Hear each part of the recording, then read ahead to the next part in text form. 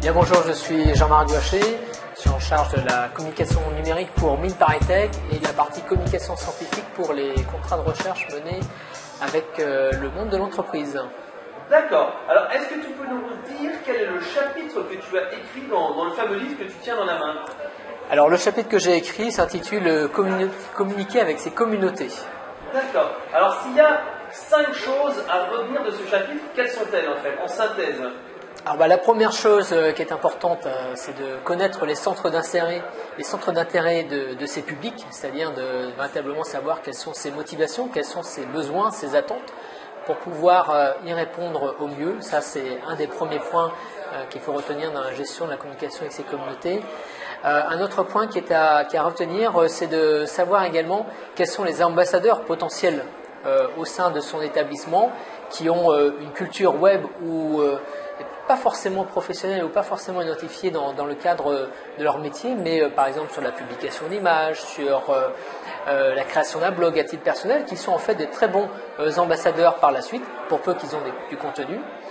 Ensuite, une autre chose importante, c'est d'avoir une stratégie d'établissement qui est partagée par l'ensemble de ces ambassadeurs, qu'ils soient porteurs de cette stratégie, qu'elle soit suffisamment claire et limpide pour qu'ils puissent la porter et la partager. Et ensuite, on arrive comme ça à avoir une ligne éditoriale qui s'installe et qui s'établit, puisqu'elle est partagée par tous avec un certain retour à ce niveau-là. D'accord. En fait, c'est ce que tu fais actuellement dans ton job au Mines. Alors, au Mines, nous, on a une particularité, c'est qu'on doit à la fois, quelque part, les doctorants, les chercheurs, les ingénieurs ont une sorte de double injonction, c'est-à-dire qu'on leur demande de publier, et puis on leur demande aussi de conserver un certain secret industriel, avec des clauses de confidentialité qui sont passées avec nos partenaires sur les contrats de recherche. Et donc, on est sur un accompagnement en termes de gestion de la réputation personnelle qui nous amène sur la thématique de l'intelligence stratégique et économique. Et est-ce que tu as justement des retours d'expérience, de choses qu'il ne faut pas faire, ou de choses qu'il faut faire? Parce que je pense que vous, comme tu l'as dit, vous êtes dans des domaines un peu sensibles. Est-ce qu'il y a eu des erreurs ou justement des choses qui ont été rattrapées au bon moment, des choses comme ça? Alors, la chose qui nous semble, nous, la plus importante, c'est d'abord être en accord avec soi-même. C'est de bien définir son projet de vie à la fois personnel et professionnel, pour qu'ensuite il y ait une sorte de ligne qui s'installe et qui fasse que l'ensemble des prises de parole soient en accord avec ce que l'on veut faire dans la vie, ce que l'on aime ou ce que l'on n'aime pas.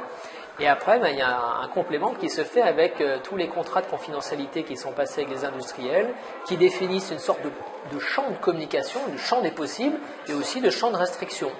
Et une fois qu'on a ces éléments-là, qui sont des éléments comme relativement simples quand on y a pensé, eh bien, au quotidien, quand on prend la parole, on a 2-3 indicateurs qui brillent, qui clignotent et qui disent attention, ça rentre dans le cadre, ça sort du cadre. Et ça laisse quand même malgré tout une grande liberté. Il faut quand même avoir une charte en fait, plutôt d'utilisation et d'expression, au moins en B2B, pour savoir ce qu'on peut faire, ce qu'on ne peut pas faire. Alors, je dirais que nous, on n'a pas de charte.